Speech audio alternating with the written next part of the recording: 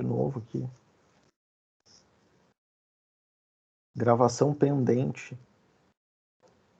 Agora... Muito boa noite, gente. Estamos começando agora a aula. Mentira, já começou há muito tempo, né? Só que eu pateteei aqui e não conferi a gravação. Obrigado, Vitor. Tudo bem. Então, quem é que estava com a mão levantada? Era Isadora? Eu acho que tinha mais uma pessoa com a mão levantada. Oi, professor. Oi. Era eu, mas o Vitor já fez a pergunta que eu ia fazer a respeito dos temas. Ah, então tá. Então ficou claro para ti. Sim, obrigada. Maravilha. Então, minha gente, estamos ok aqui.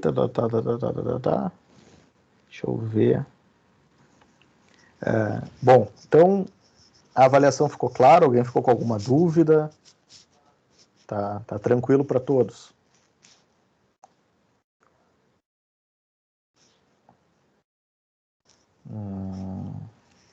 Vamos pegar aqui então. Eu vou começar aqui com uma enquete.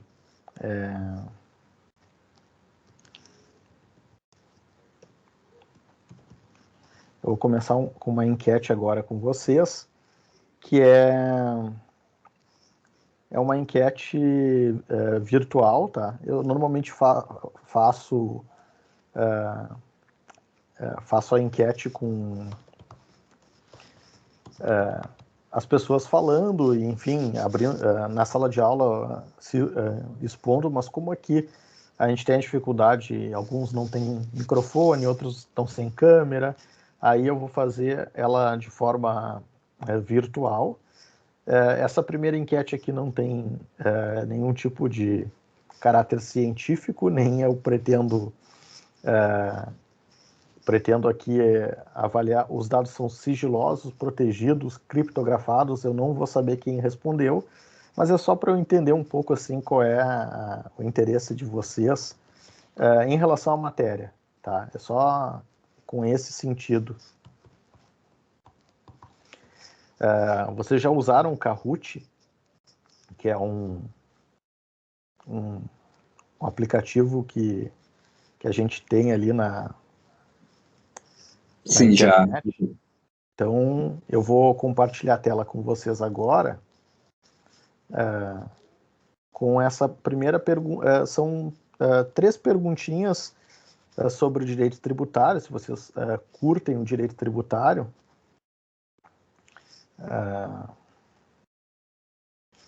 E aí a gente vai ver aqui tem um raio-x da turma. Professor, mil desculpas interromper, só na questão do grau B, os pesos é a mesma coisa, tem trabalho toda semana e daí a prova é 2? Exatamente, a mesma Tá, coisa. perfeito.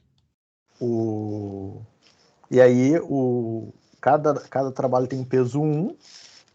Eu não tenho como garantir que a gente vai ter em todas as semanas, né? Às vezes tem, sei lá, uma semana acadêmica, não teve aula no dia, enfim, aí naquela data não teve atividade, né? Mas se eu não me engano, o nosso cronograma não tem feriados. Então, o que nos permite afirmar que vai ter todos os dias. Vocês estão vendo a tela aí? Sim. Sim, tá aparecendo. Sim. Tá, então ali tem um PIN, que é o código de acesso. Vocês colocam kahoot.com no Google e digitam lá o PIN do jogo para entrar nessa tela aí.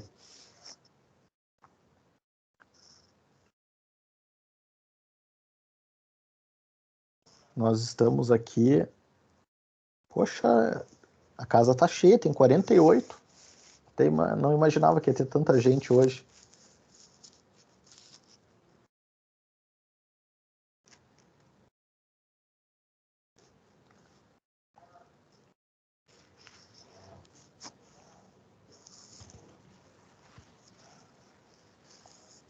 Ó, ingressou o David, Juan. Nessa fase inicial nem precisava botar o nome, tá? Porque é só para ver o interesse de vocês pela matéria, mas no final da aula eu vou fazer um aí valendo e os 3 primeiros colocados vão ganhar um livro, um exemplar meu, cada um, tá? Aí é valendo a matéria que a gente vai rapidamente repassar aqui do tributário 1 e aí eu vou recuperar com vocês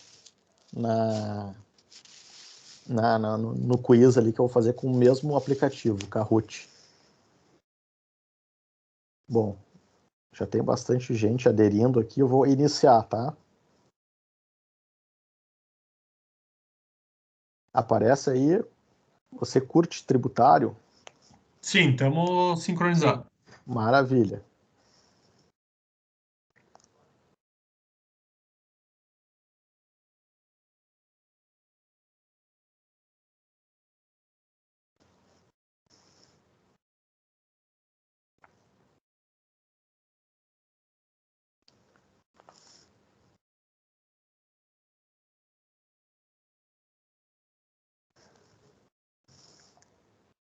Agora não tem certo ou errado, tá?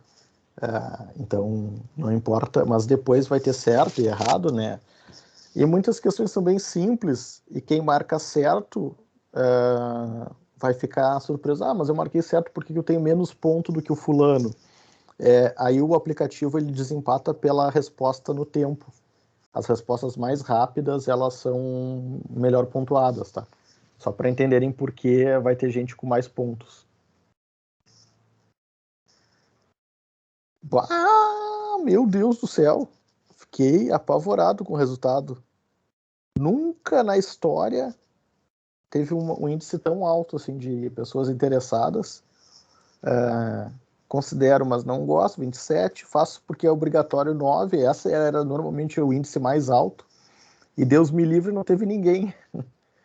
Não sei se vocês querem impressionar, mas fiquei muito feliz.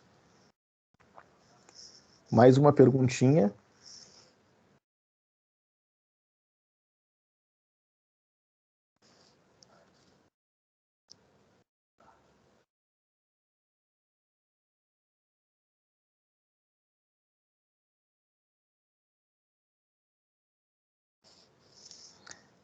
Aqui tem resposta errada, tá, gente? Quem responder no verdinho ali vai voltar 2 casas para trás.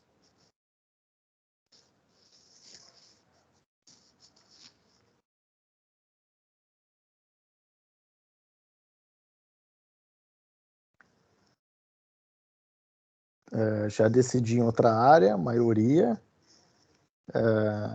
10 consideram difícil e avaliam a possibilidade.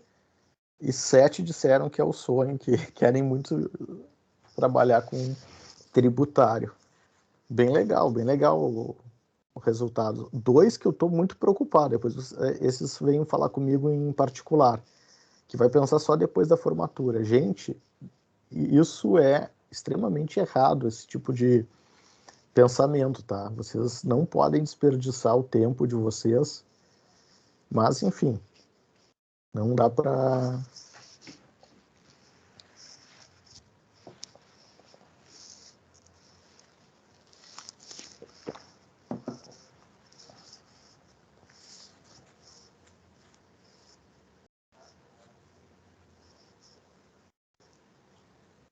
Essa aqui eu acho que tu já sabe qual que vai ganhar, né, professor? Pá, eu tenho a minha impressão, mas não... Tomara que eu me surpreenda positivamente.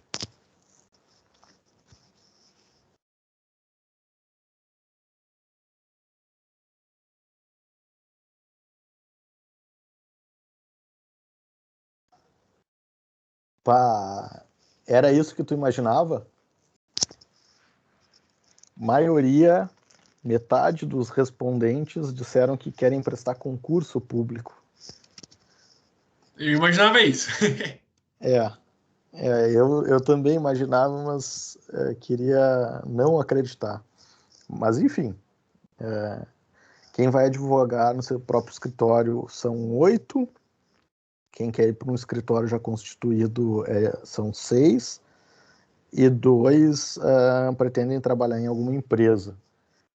Legal, legal, gente. Era só para a gente aquecer aqui, conhecer um pouco da turma, e no final daí eu vou fazer uma enquete daí valendo premiação a partir do conteúdo que a gente vai repassar agora, e aí vocês, os melhores colocados aí, podem ganhar um exemplar do meu livro.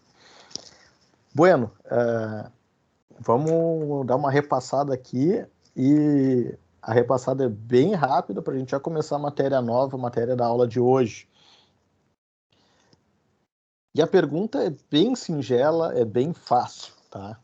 E aí eu vou lançar aqui no chat para aqueles que estão acompanhando e não podem falar, poderem responder.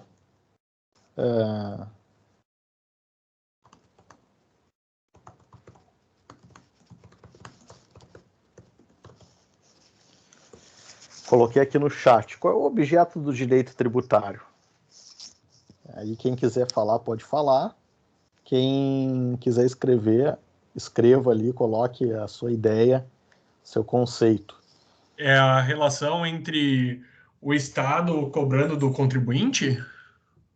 Algo nesse Boa, sentido. boa definição. Você já fugiu da definição que não é errada, mas que eu não considero adequada, que é estudar os tributos. O direito tributário estuda tributos. Tá, é meio óbvio, né, que é isso. Só que isso é uma diminuição, uma redução do verdadeiro papel do direito tributário, que é, como o Vitor falou, que é estudar a relação entre o Estado, que é um ente tributante, e a sociedade, os indivíduos que são tributados. E essa relação, por óbvio, ela não foi tranquila, né? Nunca foi e nem nunca vai ser. Por vezes as pessoas estão conformes, aceitam a tributação imposta, por vezes as pessoas se revoltam. E aí são vários os exemplos que revelam isso na história, né? Vocês devem ter estudado isso lá no Tributário 1. Então esse é o primeiro ponto, né? Entender que é mais complexo do que estudar o que é tributo. E aí a noção, o conceito de tributo, vocês devem ter aprendido lá na primeira aula do Tributário 1, que está lá no artigo 3 do CTN, e que aqui eu não vou repetir, né? Então ali está a definição do âmbito de abrangência da disciplina, certo? Aí, como é que a gente poderia caracterizar o direito tributário brasileiro, especificamente? Direito tributário em geral é o que o Vitor falou, tá certo? Relação fisco-contribuinte, essa relação de amor e ódio, mais ódio do que amor, né? Mas, enfim, é a relação fisco-contribuinte. Mas o que faz o Brasil ser diferente da Argentina, ser diferente da Espanha, dos Estados Unidos? O que faz o nosso sistema ser diferente? Que característica que é marcante no Brasil? Professor, eu não me Não é recordo qual que é o termo, mas eu me lembro que o termo específico eu não recordo, mas eu me lembro que a questão que aqui a gente tributa muito mais proporcionalmente os pobres do que os ricos, pelo fato de não ter aquela questão não, pelo fato de ter maior cobrança sobre os bens de consumo e que no fim acaba refletindo mais nos ricos do que nos pobres do que nos ricos, proporcionalmente, né? Eu não me lembro, tinha um nome para isso, mas eu não me recordo o nome agora. Não é tributação regressiva, senhor? Isso aí mesmo. Regressividade, exato. Acontece em alguns casos, Vitor e Gabriela, mas isso não é a característica do nosso sistema. Com todo o respeito, eu sei que o professor Marciano bate muito nessa tecla,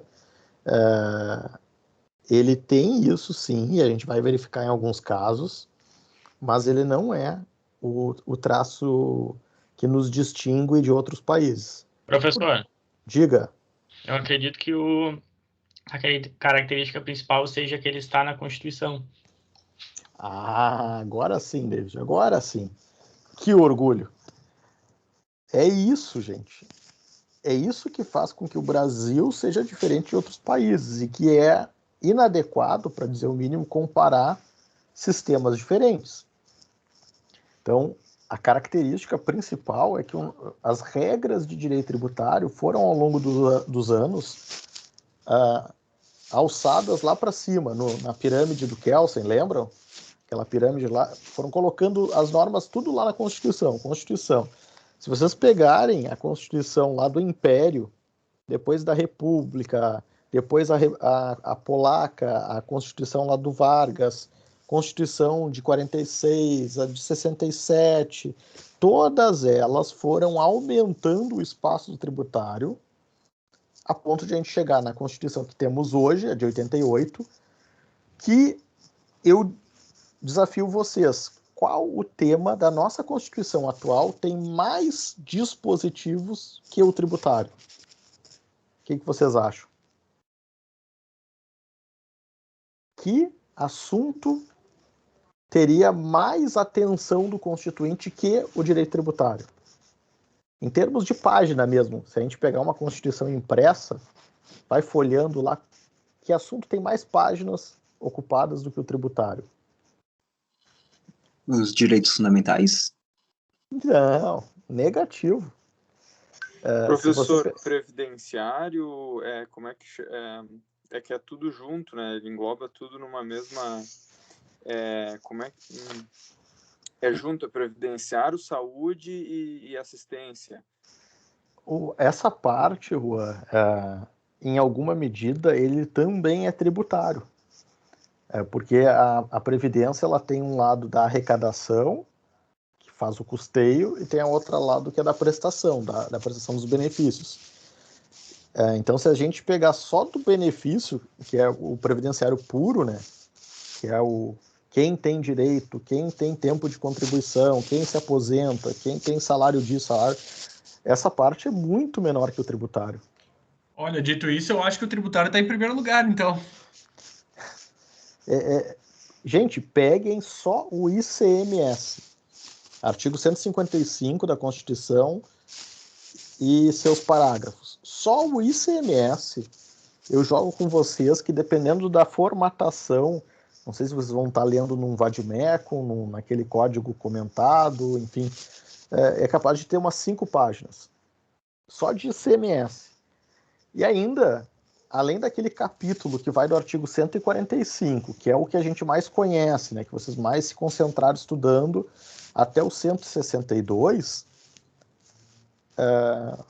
pegando ali o que o Juan falou, né, da Previdência, lá no 195 da Constituição tem norma de tributário. Lá no 205, 225, no artigo 1º, no artigo 5º, como o Tiago falou, que são os direitos fundamentais, lá tem norma de tributário no artigo 5º da Constituição. Então, assim, além do capítulo, ele está espalhado por tudo. Então, assim, eu posso afirmar que nenhum país do mundo tem o nível de detalhamento que o brasileiro tem em sua Constituição. Se a gente pegar a mais próxima do que a gente tem de referência, que é a Constituição Portuguesa de 1976, que se atribui a ela a inspiração da nossa, vocês vão ver a parte da tributação e ela tem lá, sei lá, 10 artigos. Não mais do que isso. A nossa tem um catatal de dispositivos e cada artigo tem os seus incisos, parágrafos e por aí vai. Então, em suma, traço distintivo, característico. Nosso sistema tributário é um sistema constitucional. E sendo constitucional, aí a gente entende por que tudo vai parar no STF. E a gente entende por que reforma tributária, para ser feita, precisa ser via emenda à Constituição. Se não for via emenda à Constituição, não é reforma, é um remendo. É uma tapeação, é uma gambiarra, como se diz popularmente. A reforma tributária que estava no Congresso para ser feita, ela tinha 2 PECs, a 45 e a 110. Ali sim tinha reforma tributária, mudar a Constituição. Se não for mudar a Constituição, é fazer perfumaria. que é o que está no Congresso agora atualmente, que é a bola da vez. Algumas modificações das normas. Então, assim, característica, sistema constitucional, um sistema rígido logo. Essa rigidez, rígido. Esse sistema rígido tinha um objetivo, uma razão de ser. Por que ele era rígido? Porque na história nós aprendemos que se deixasse o governante do momento livre, ele mexeria a seu sabor, com a maioria apertada que pode ter o governo da ocasião, e mudar as regras da tributação. O Constituinte pensou, o jeito de deixar isso amarrado é botar na Constituição. De certo modo, deu certo. Porque de 88 até aqui, pouca coisa foi alterada em matéria tributária, pouquíssima. Agora, qual é o aspecto negativo? Aquilo que é ruim, está ruim desde 88 até hoje. A gente não consegue mexer. Os aspectos que deveriam ser alterados, melhorados, desde 88 continuam da mesma forma. E aí a gente tem dificuldade de fazer reformas que possam modernizar o nosso sistema.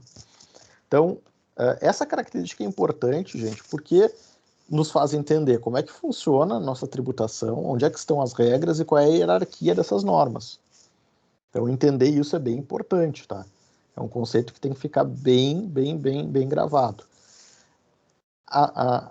Embaixo disso, menos importante do que isso, aí é o modelo de tributação adotado, que para alguns, como vocês falaram, ele é regressivo e ele gera injustiças. Em alguma medida eu concordo com essa afirmação. Então, quando a gente compara um cidadão que é assalariado, recebe um salário mínimo, e paga 30% de ICMS na sua conta de luz, comparado com um cidadão que é, sei lá, vamos pegar aí para extrapolar a comparação, pegar um jogador de futebol que ganha 500 mil por mês, e vamos imaginar que ele veio para jogar na dupla Grenal, assim, temporariamente, ele nem comprou casa, ele está morando num apartamento pequenininho, que é comparável ao apartamento e ao consumo de energia desse cidadão pobre. Então aqui a gente tem a comparação exagerada, né? Uma pessoa humilde pagando 30% no consumo de luz de um apartamento pequeno e um milionário pagando 30% sobre o mesmo consumo de luz. Então aí está a regressividade do sistema, porque ele é mais pesado no cidadão que ganha o salário mínimo e menos pesado naquele que tem muito patrimônio. No entanto, a gente precisa avaliar se efetivamente essa comparação se confirma em todos os casos. E aí, se a gente pegar, por exemplo, o consumo de baixa renda, e as pessoas que são consideradas assim pela Companhia de Energia, pela ANEEL, que é o órgão regulador, eles possuem a chamada tarifa social, que tem uma outra métrica de cálculo, e tem, além da métrica de cálculo da tarifa, uma alíquota diferente do ICMS. Então não é a mesma coisa, né? Então, se a gente for falar de consumo de alimentos, não é justo que o rico pague o mesmo que o pobre. Tá, ok, se a gente comparar o mesmo item consumido pelos dois, a gente vai ver a regressividade de novo presente. E nisso eu concordo. Mas o consumo do rico é igual ao consumo do pobre? A gente pode afirmar isso, que a população de baixa renda consome a mesma coisa que a população de alta renda? Eminentemente não. Então já não é a mesma comparação. E se a gente for pegar o consumo de famílias mais ricas, de itens que compõem o seu gasto mensal, que incomparavelmente vai ser maior, né? Não vamos imaginar que o rancho de uma família rica é o mesmo rancho de uma família que só tem um salário mínimo ou vive de Bolsa Família. Não é o mesmo rancho, né? Vocês concordam? Logo, proporcionalmente, a família rica paga mais imposto do que a família pobre. Sem falar que muitos dos itens das famílias de baixa renda, o que eles consomem, né? Pessoas com uma renda muito baixa. Alimento é desonerado. Vestuário, algumas são, outras não são. Transporte público, desonerado. Então, o consumo de baixa renda, de pessoas verdadeiramente humildes, é desonerado do ponto de vista tributário. Então, não é de todo... Eu não estou dizendo que eu discordo, de fato, comparando o mesmo item e pressupondo que essas pessoas com rendas diferentes consomem a mesma coisa, nós teríamos aí a regressividade, é verdade. Mas os consumos não são os mesmos, né? Então aí a gente já começa a distorção. Mas enfim, a gente vai discutir isso mais adiante, a gente vai falar sobre esse tema. Para finalizar a revisão,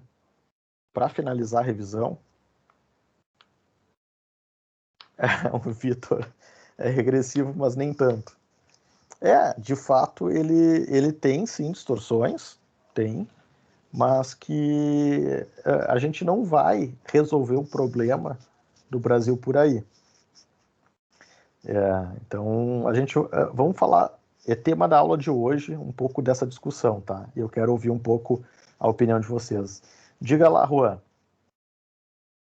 Professor, aproveitando o embalo, então, já que o senhor tocou nesse tema, eu gostaria de saber a opinião do senhor sobre imposto sobre grandes fortunas, ou sobre que se fala muito hoje em dia, né? Boa, Juan. Eu posso falar rapidamente, porque eu não costumo lecionar essa matéria por uma simples razão, ele não existe. Então, tem tanto tributo que existe que a gente precisa estudar, que eu acabo deixando de lado o que não existe. Ele está lá, a previsão na Constituição, isso me permite enganchar no que eu ia falar na sequência, mas eu respondo a tua pergunta. Está lá no artigo 153, inciso 7º ou 8º, o último inciso do artigo 153. Está lá previsto. Nunca foi regulamentado. Tá? E aí a gente... o Gustavo trouxe outro ponto ali. Esse assunto eu gosto bastante, Gustavo.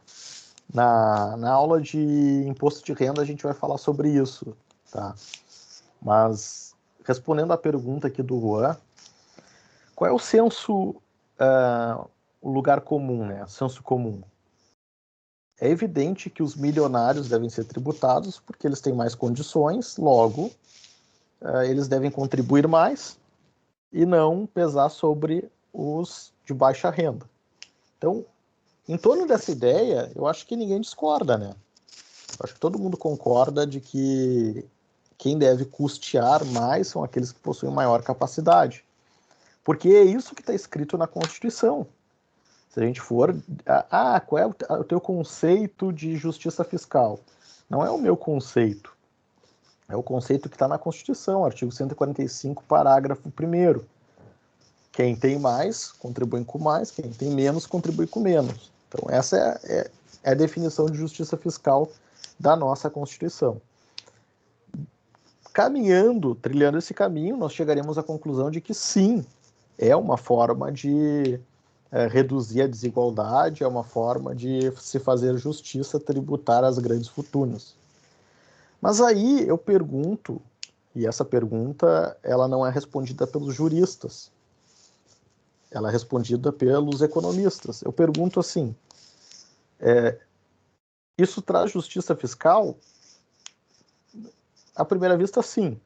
Mas isso é eficiente? E essa é uma resposta dada pelos economistas. Em outras palavras, vai ser melhor, o Brasil vai ficar melhor tributando o patrimônio dos milionários ou não? É porque ocorre fuga de capital daí, né? Mas existe uma tese de que teria que, então, colocar, por exemplo, assim... Bom, eu não sei explicar da maneira exata, sabe?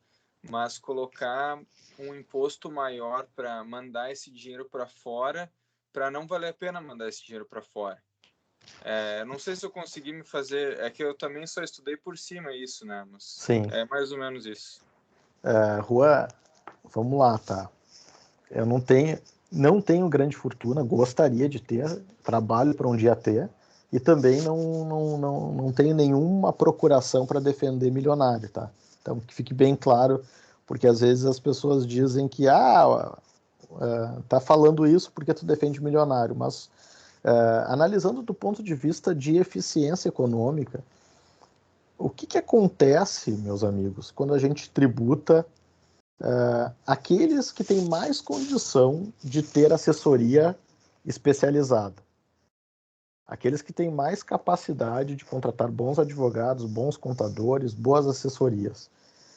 Você acha que, sinalizando que eles serão tributados, eles vão ficar sentadinhos, parados, no sofá da sala, tá, vamos esperar virar o ano, quando virar o ano, daí eu vou lá, vou recolher uma DARF e vou pagar para o governo, porque eu sou um cidadão muito responsável. Não sejamos ingênuos, né? As pessoas que possuem patrimônio e zelam por esse patrimônio não vão aceitar, tolerar que ele seja gravemente tributado. E aí o que eles vão fazer? Eles vão sair do país. Vão adotar N estratégias para sair do país. E aí, Juan, o único jeito dessa tua sugestão funcionar seria uma tributação retroativa. Porque a gente sabe, e aí esse é o ponto que eu queria recuperar do Tributário 1, que todas as normas editadas num ano só valem no ano seguinte. Então, se isso for editado este ano, bom, o Brasil decidiu tributar as grandes fortunas. Ele só pode valer a partir de 1º de janeiro de 2022. Mas ele não pode tirar o dinheiro. Bom, só a partir de 1º de janeiro de 2022. Até lá, meu amigo, tudo pode acontecer. E aí, o que vai acontecer, gente? Uma parcela das fortunas ficarão onde estão e uma parcela das fortunas migrarão para outro lugar. E aí eu pergunto, quem é que se beneficia disso? O recurso que está aqui no Brasil, e uma coisa que precisa ser entendida, eu vou lançar na próxima semana um livro sobre tributação dos investimentos, e uma coisa que as pessoas fantasiam assim, a pessoa tem uma fortuna e deixou aplicada na poupança. Logo, aquele dinheiro é especulativo, ele fica lá guardado ou num fundo de renda fixa ou aonde quer que vocês botem o dinheiro. Na cabeça de algumas pessoas, esse dinheiro ficou trancado num cofre e ele ficou lá parado em prejuízo da economia que deveria circular. Vocês acreditam nisso? Todo e qualquer... Pois é. Todo e qualquer recurso que é depositado em qualquer aplicação, ele vai servir para financiar alguma coisa. E assim é que circula, né? Então, o dinheiro do FGTS, que é um crime, o FGTS, se tem uma das coisas mais criminosas que tem no nosso sistema é o FGTS, que é tirar o dinheiro do trabalhador e deixar numa conta sem remuneração nenhuma. Aquela porcaria lá não remunera nada. O dinheiro ficou parado, guardado num cofre lá em Brasília? Não, aquele dinheiro está financiando projetos habitacionais. Se a gente pegar a poupança, a mesma coisa. Se a gente pegar os fundos de renda fixa, os títulos públicos, todo esse dinheiro está indo para algum lugar. Agora, se tu tira esse dinheiro de circulação e ele vai para um paraíso fiscal, ele vai para um outro lugar, o banco não vai ter mais o dinheiro para emprestar, para financiar a construção da casa. A construção da casa não vai ter emprego para o pedreiro. O pedreiro, por sua vez, não vai ter oportunidade de trabalho. E aí, no outro dia, quem é que se ferrou com toda essa história? As pessoas humildes, que viram as oportunidades minguarem. Então, a ideia, ela tem um quê de justiça e ela é simpática à primeira vista. olha, os ricos devem tributar mais do que os pobres. Só que ela é ineficiente do ponto de vista econômico. E aí eu vou agora para o extremo, Juan. Eu não ia falar sobre esse assunto, mas já que fui provocado, agora eu me emociono. Eu vou fazer uma proposta agora mais radical do que a proposta da Manuela. A Manuela e a Luciana Genro, elas tinham propostas de tributar em 1%, as grandes fortunas, 0,5%. A minha proposta é tributar 100% das grandes fortunas. O que vocês acham disso? Vamos aprovar o imposto sobre grandes fortunas, ele vai valer a partir do ano que vem. E assim, é para fazer uma redistribuição hardcore. Tirar todo o dinheiro das grandes fortunas e distribuir para todos os brasileiros. Vocês sabem quanto é que dá para cada um de nós? Imaginando que, de novo, os milionários vão ficar com o dinheiro parado, vão aguardar a vigência da lei, e quando a lei vier, eles vão pagar o imposto correspondente. Imaginando esse mundo de conto de fadas, sabe quanto é que dá essa redistribuição de riqueza? Tirando toda a fortuna do 1%, né? Que de fato há uma concentração de renda entre 1% da população, e esse dado é verdadeiro, é correto. Tirando essa fortuna, esse 1%, distribuindo para todos os brasileiros, dá algo aproximadamente de R$5 mil para cada um de nós. Certo? Vocês vão me dizer, poxa, professor, R$5 mil é dinheiro. É bastante. Sim, sem dúvida. Mas quanto tempo vocês acham que dura na mão do brasileiro médio esses R$5 mil? O que as pessoas vão fazer com esses R$5 mil em questão de alguns meses? É só pegar o exemplo recente do auxílio emergencial que o governo deu ano passado. As pessoas que receberam auxílio, algumas usaram para o seu sustento, e é legítimo, correto, mas quantos não pegaram o dinheiro e compraram eletrodoméstico? Fizeram crediário, se endividaram. Professor, muito pior, tá? Eu acho que não é todo mundo, mas tem gente que vai gastar esse dinheiro aí na zona.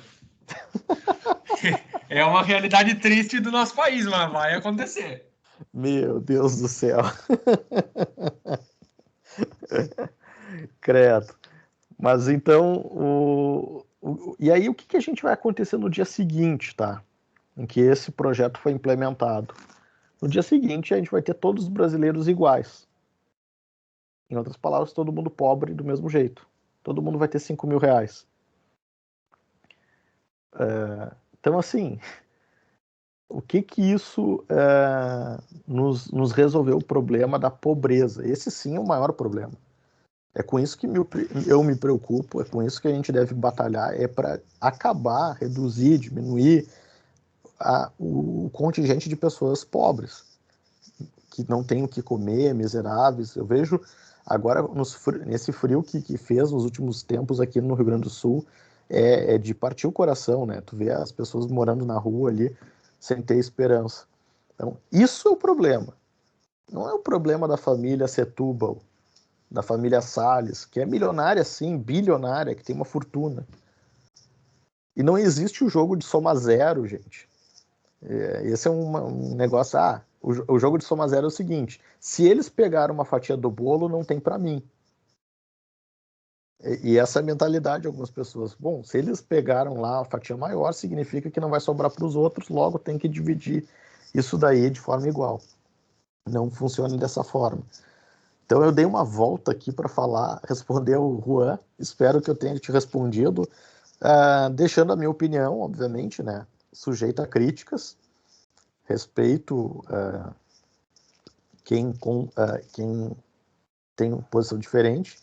O bacana é que não dizemos que os dois professores têm visões diferentes sobre esse fenômeno, né? E eu acho que é respeitável a posição de todos. Para finalizar a revisão, que se estendeu mais do que eu imaginava, eu queria aqui mostrar para vocês o kit básico de proteção do contribuinte. Onde é que está o kit básico de proteção ao contribuinte? Quem é que lembra?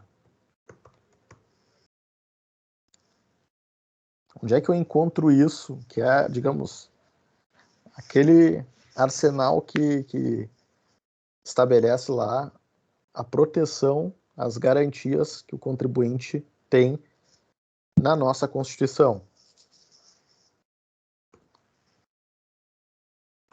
Elas estão arroladas lá no artigo 150, meus amigos, que começa dizendo lá, se vocês puderem copiar e colar, e essa é uma característica das minhas aulas, tá? Eu sempre peço que vocês estejam com a Constituição e o Código Tributário abertos para me ajudar a deixar mais interativa a aula e também para que a gente não perca tempo lendo, porque não faz sentido ler dispositivo de norma durante a aula, né?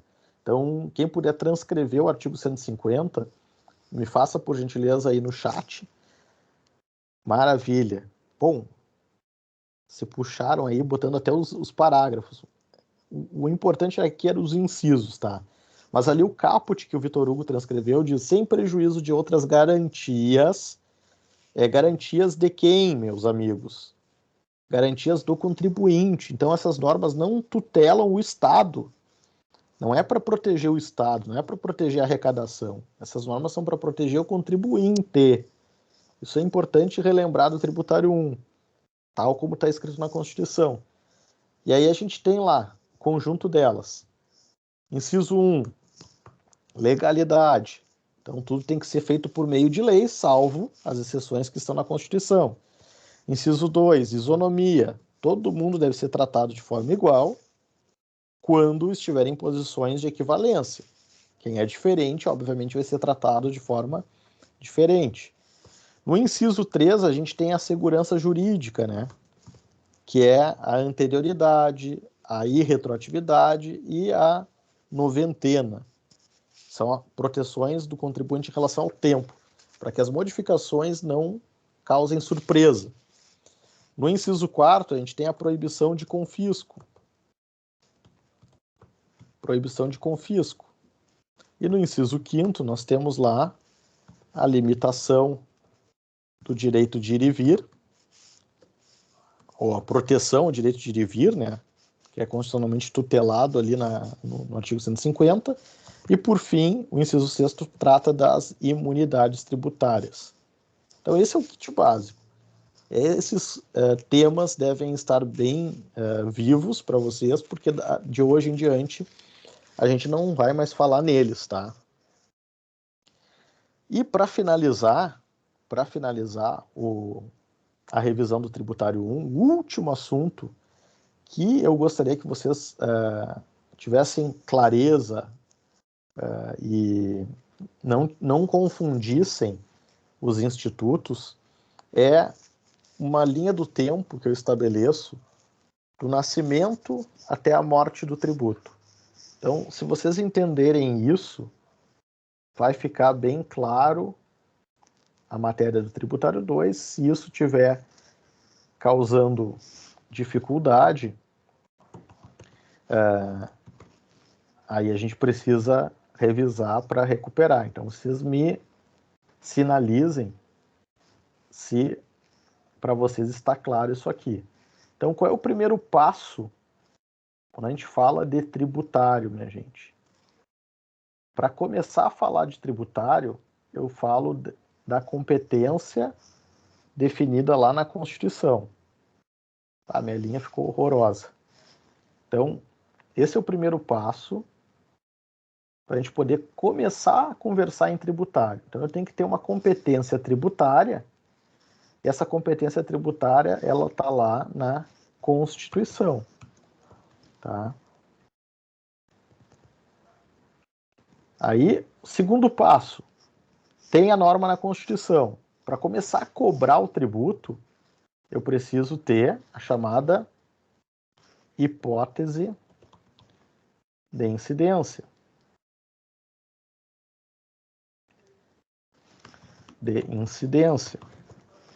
Então, eu tô fazendo um desenho aqui no quadro branco, eu sei que alguns não conseguem ver, porque às vezes não logaram com o usuário da Unicinos.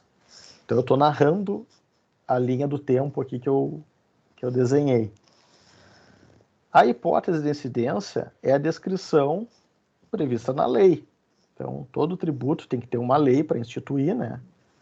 E o exemplo que a gente acabou de examinar aqui, o Imposto sobre Grandes Fortunas, ilustra isso. A gente tem a competência tributária, mas não tem lei.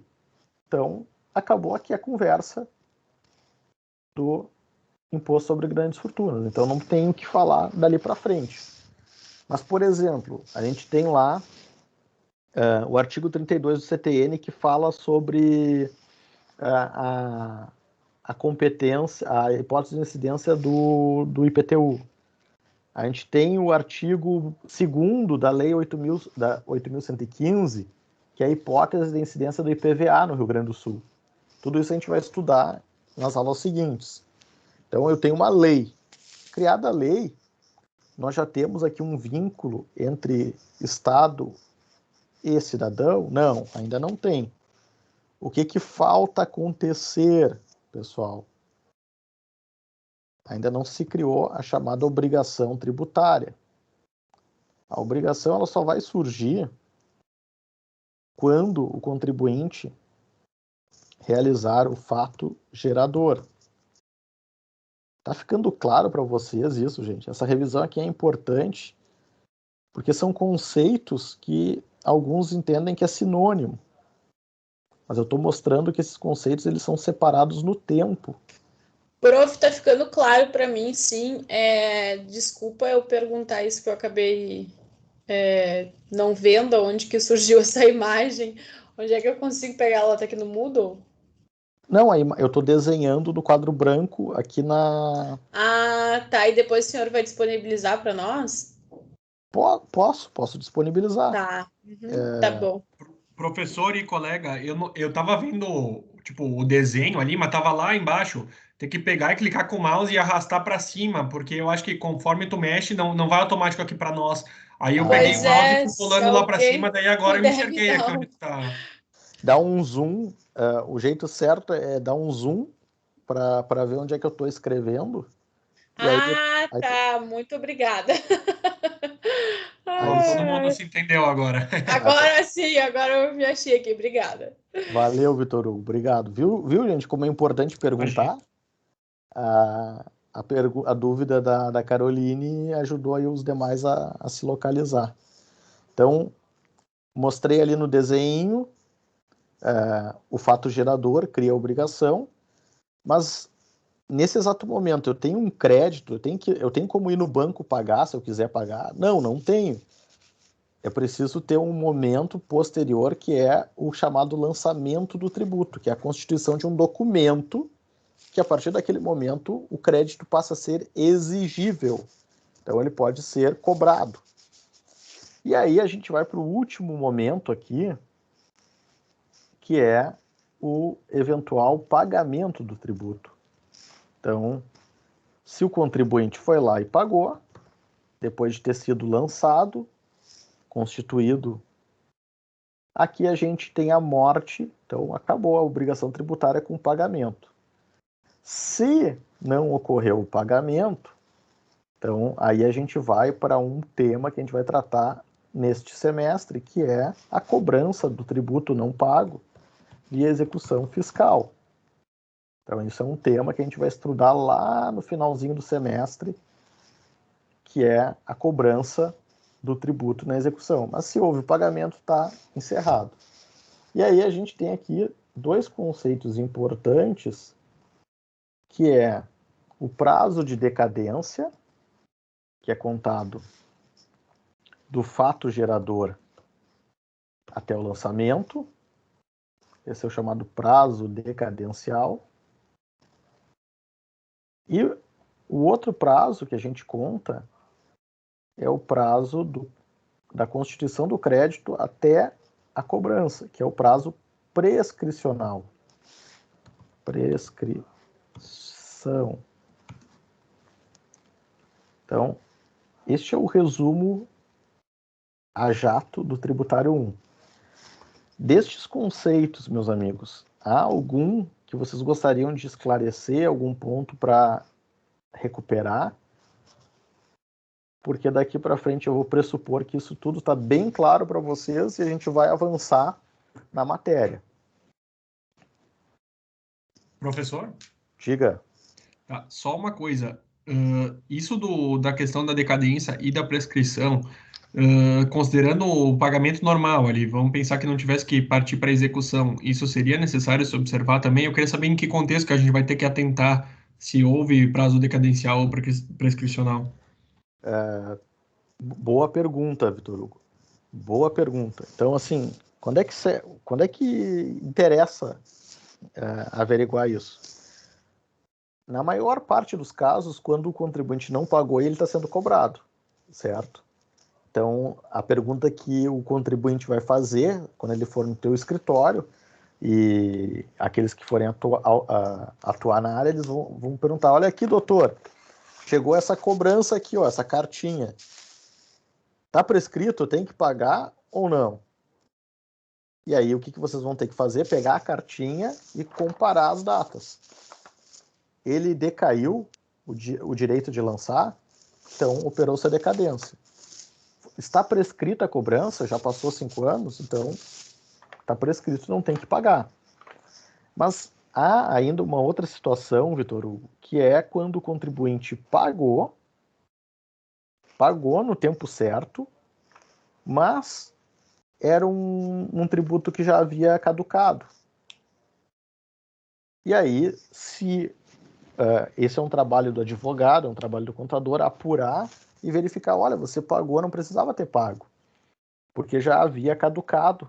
Se operou-se a decadência, você tem direito de pedir de volta o dinheiro, que é a chamada repetição de indébito. Então, a conferência dos prazos, ela vai se verificar em 2 situações. Quando o contribuinte não pagou e ele está sendo cobrado, e aí essa é a primeira matéria de defesa que o contribuinte pode usar, né? Olha, não vou pagar porque está prescrito, não vou pagar porque decaiu.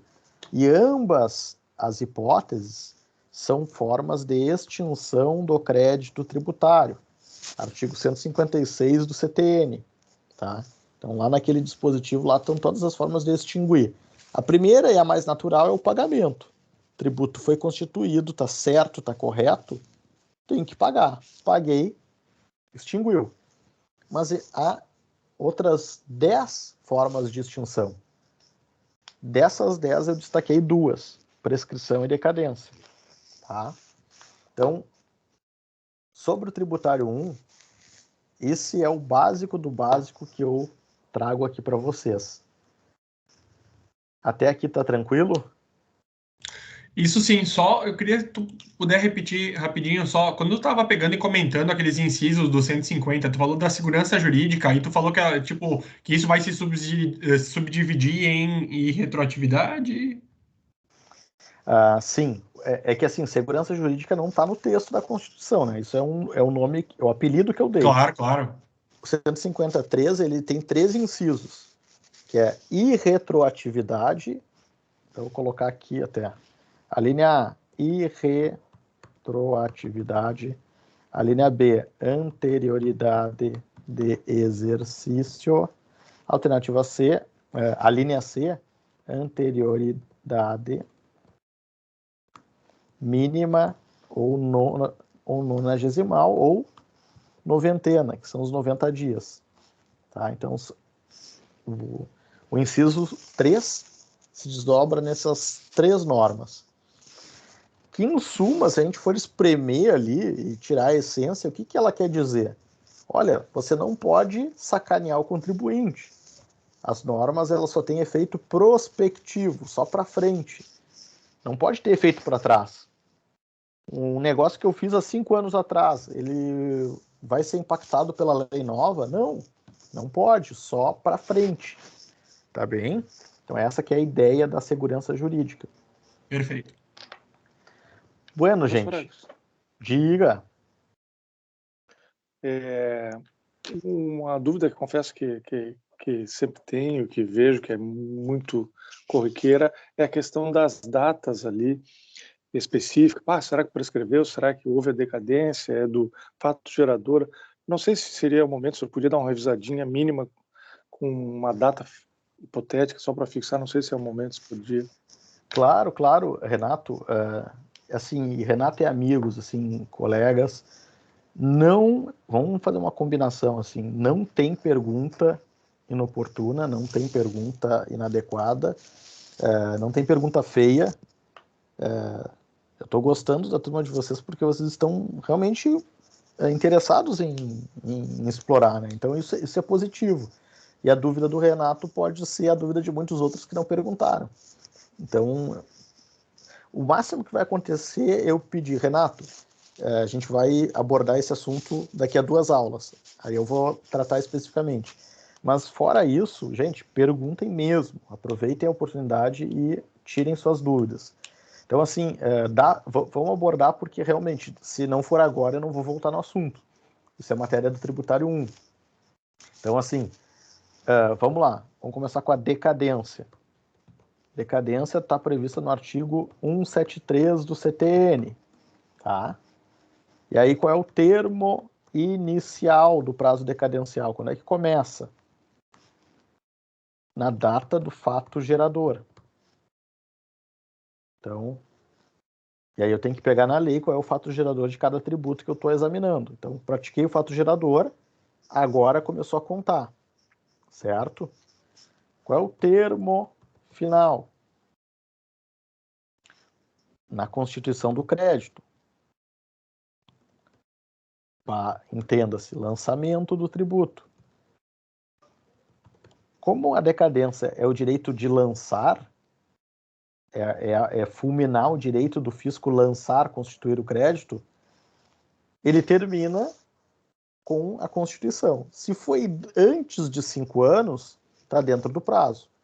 Se foi 5 anos e 1 dia, está fora do prazo. Logo, operou-se a decadência. O que vai ter de diferente aqui, Renato e amigos? Como o lançamento xodó do fisco atualmente é o lançamento por homologação ou autolançamento, a contagem adota uma sistemática um pouquinho diferente, que é aquela prevista no artigo 150, parágrafo 4º. Tá? Então, aqui tem uma diferença. Então, imposto de renda, ICMS, PIS, COFINS, contribuição social sobre o lucro líquido, enfim, praticamente todos os tributos a gente conta na forma do artigo 150, parágrafo 4º. Então, eu tenho o lançamento, e aí eu conto mês a mês. O mês tal com o mês tal daqui a 5 anos. Tá? Quando é o lançamento de ofício, que hoje restou apenas o IPVA e o IPTU, só esses dois. Tá? Ou quando o contribuinte não declarou, que daí é a súmula número 396, se eu não me engano, do STJ, o contribuinte não declarou, ele ficou quietinho, achou que ninguém ia descobrir ele. Então não tem a constituição do crédito, não tem o documento, não tem a data. O que o STJ uniformizou? Ele disse, olha, quando não tem a data inicial, se conta no primeiro dia do exercício seguinte. Então, eu deveria ter pago em abril de 2021. Eu deveria ter declarado e recolhido o imposto. Não fiz, fiquei quietinho. Vamos ver se ninguém me descobre.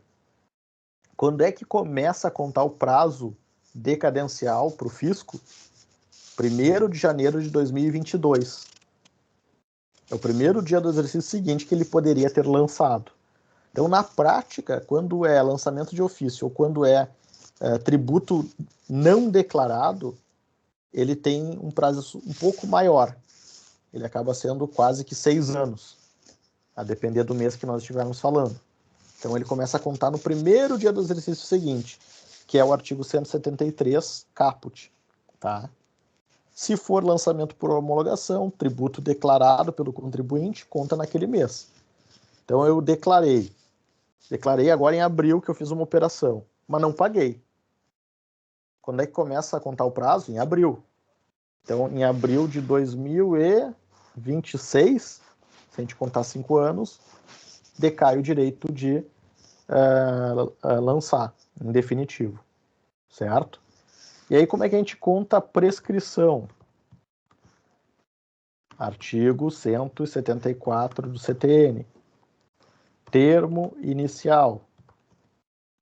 Constituição definitiva do crédito. Leia-se lançamento. Então, no dia que lançou, foi lavrado o documento hoje. Então, hoje começou a contar. A partir de hoje, surge para o fisco o direito de cobrar. Então, o título é exigível. Então, ele tem um documento para cobrar. Se ele não cobrou, o problema é dele. Ele dormiu no ponto. E a gente sabe, naquele aforisma latino, que o direito não socorre aos que dormem.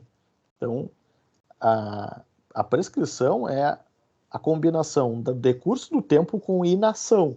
Então, tem que ter os dois. Passou o tempo e não agiu. Passou o tempo e não agiu, fulminou o direito. Certo?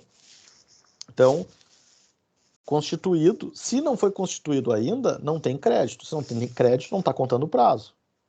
Certo? Então, tem que constituir. Tem um documento, começou a contar. Pá, pá, pá, pá. Tem 5 anos. O bom do tributário é que os dois prazos são iguais. O prazo é igual. Então, nisso vocês nunca vão errar.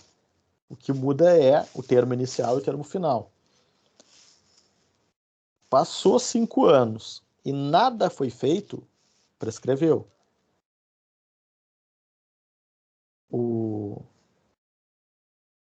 decadência opera, pois o termo inicial ocorre em janeiro. Exatamente, Thiago. Muito obrigado pela ajuda. Muito legal, bacana a mensagem que o Thiago botou aí. Ele pegou um exemplo prático mostrando ali como é que funciona a contagem do prazo de 150 parágrafo 4º. Então, o termo final da prescrição é o despacho que ordena a citação na execução. Então, não é a data da distribuição, não é a data da citação válida, é a data do despacho do juiz. Chegou no foro, a execução fiscal e o juiz despachou. Cite-se. Ali, interrompe o prazo prescricional. Tá? Depois, Renato, amigos, a gente vai ver a chamada prescrição intercorrente. Isso lá no final do semestre, eu vou explicar para vocês que é, depois de ter ajuizado, pode prescrever? Pode. Chamada prescrição intercorrente, mas a gente vai ver lá mais no final do semestre, que é quando estivermos estudando a execução fiscal. Tá? Então, assim, meus amigos, não sei se ficou claro, Renato, colegas. Ficou. Só um detalhezinho, não sei se agora o ente público entra com a ação fiscal e na tramitação ele pode, eu já vi isso aí, ele pede a suspensão e interrompe esse prazo, não sei se esse é o... Tem a possibilidade de fazer isso. Ele ajuizou a execução dentro de 5 anos, então não dá para falar que houve prescrição. Tá? Então, a prescrição essa que a gente estudou, não tem. Se ele ajuizou antes dos 5 anos. Tá?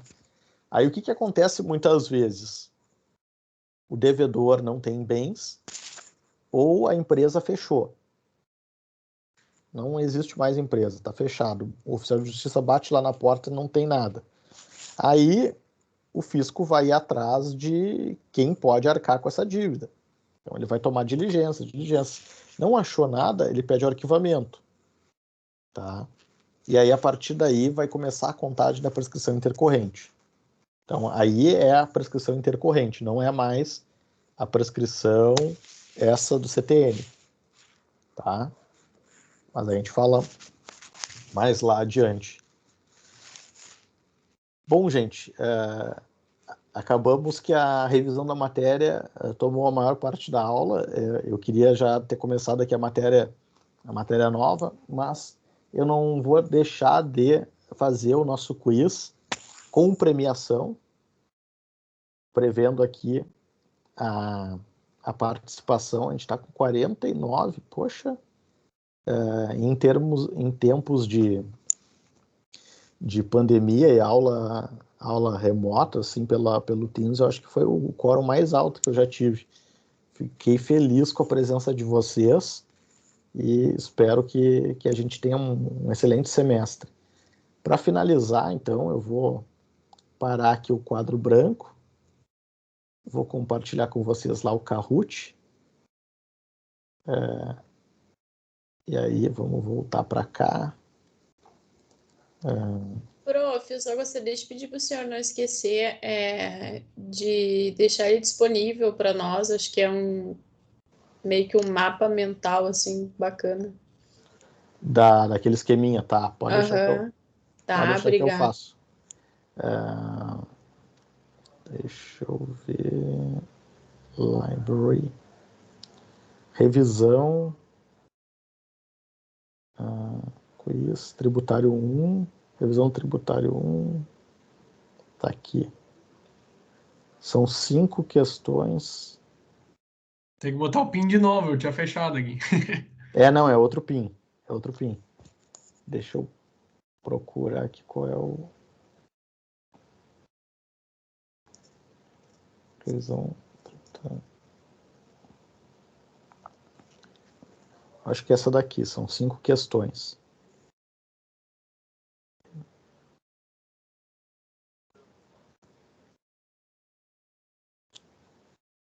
Vai carregar agora o PIN.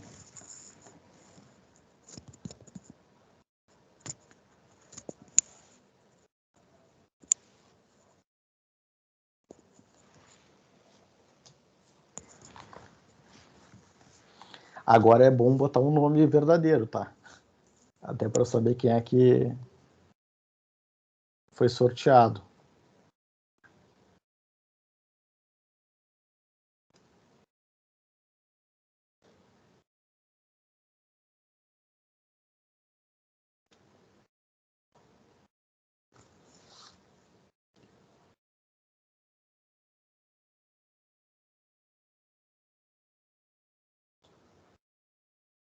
Bom, vamos dar início, então. Lembrando que as respostas elas estão bem ligadas ao que a gente viu agora há pouco, né? Então, quem prestou atenção vai responder rápido. Quem responder mais rápido tem a pontuação mais alta. É o critério de desempate do aplicativo.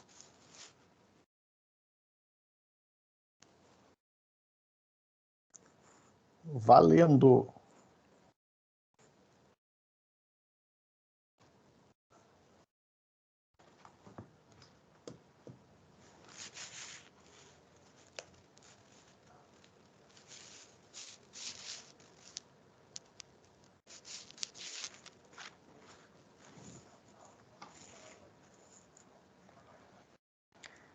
Ó, maravilha! A grande maioria acertou e respondeu ali o que a gente acabava de falar agora aqui na aula. Quem está na frente é o Juan. Próxima questão.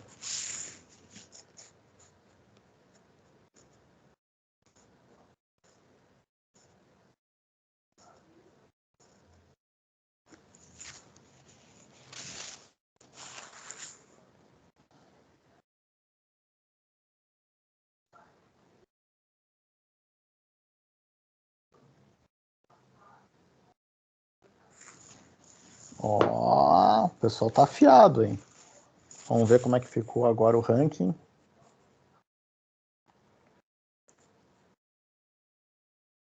Vamos lá, o Juan continua na frente.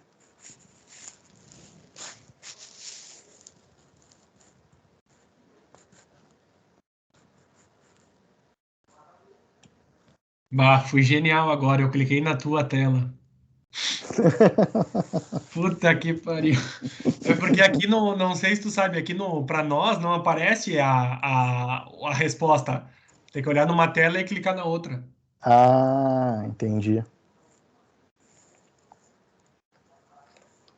Bom, a grande maioria respondeu certo, né? Perfeito, vamos ver como é que ficou o ranking. Bah, o Juan despencou. Quem tá na frente é a Marina K. Penúltima.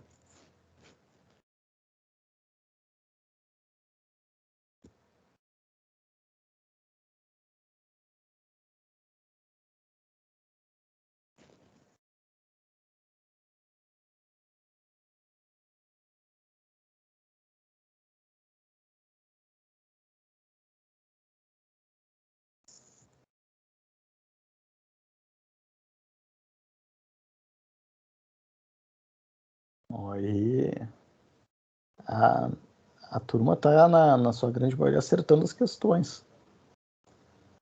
Marina continua na frente. Agora vamos para a última questão.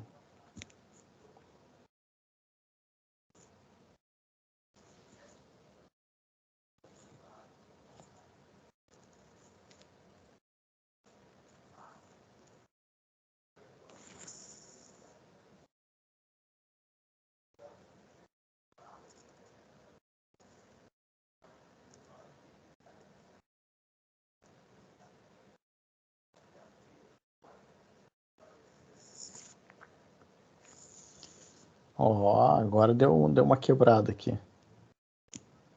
Vamos ver como é que ficou o ranking final. E aí eu peço para que os vencedores lá, vai ter um pódio, me mande um e-mail com os dados para eu poder postar o livro de vocês. Ô, louco, passei para primeiro na última. Calma, esse é terceiro lugar.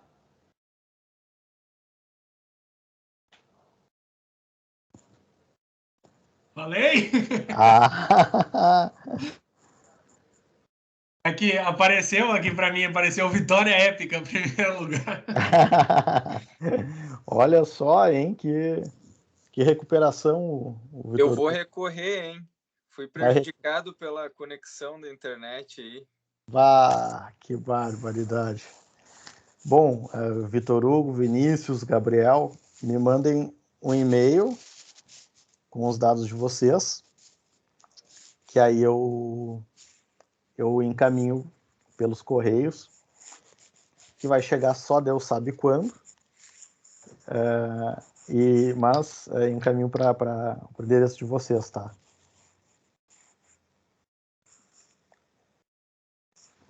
Para quem não anotou, e que agora passou a ser importante anotar o meu e-mail, vou colocar aqui de novo no finalzinho do chat. Bom, meus amigos, espero que vocês tenham aproveitado o nosso encontro de hoje.